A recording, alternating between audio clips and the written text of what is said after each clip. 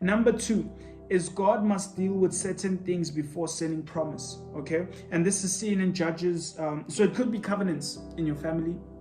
It could be warfares in your family that God maybe wants to deal with before he gives you the things you desire. And this is seen in Judges from chapter 6 to chapter 8, the story of Gideon, that before God uses him mightily, to fight an army of so many men, the Lord first tells him that he must destroy the altars in his father's house, all right, the altar of Baal. And he was scared, so he did it at night, all right. But what I'm trying to get at is, maybe you want that spouse, maybe you want that dream car, maybe you want that dream job, maybe you want that dream lifestyle, but maybe there could be covenants that are still existing in your family that may make that thing a living hell. So what does God say? That, okay, I'm going to first deal with these things, because the blessing of the Lord maketh rich and addeth no sorrow to it. Meaning that whatever God gives, it makes you rich and it adds no sorrow to it. Okay, so it impacts all areas of your life and adds no sorrow to it. So he's saying that I must first deal with the things that pose a threat to this very thing that you're asking for.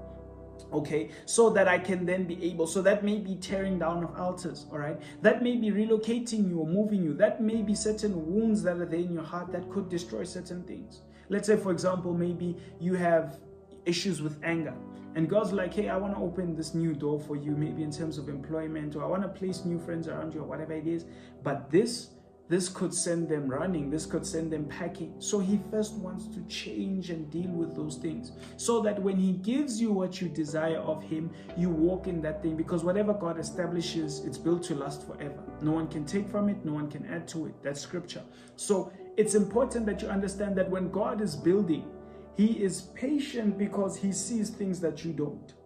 He is patient because he knows things that you don't. And remember, certain things require you to grow spiritually. So sometimes the Lord may be waiting on you to say, okay, I'm going to take you through this season to grow you spiritually, so that your voice has weight in dealing with certain things. All right. So remember, anytime you're dealing with ancient warfares or things like that, you're going to have to grow spiritually. All right, so God is taking time, or taking you through this process to build these things, to develop these things, to heal certain areas, to fix certain things, to break certain mindsets and things like that, because there's nothing worse than being put in spaces that are conducive for your external growth when you're still trapped mentally, still thinking the way you used to think, in ways that are not conducive for where God has you.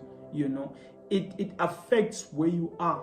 So then you'd still be thinking and living the same way as then when you have abundance. So God must deal with these mindsets and things like that. And he's very patient, because fruit takes time to grow.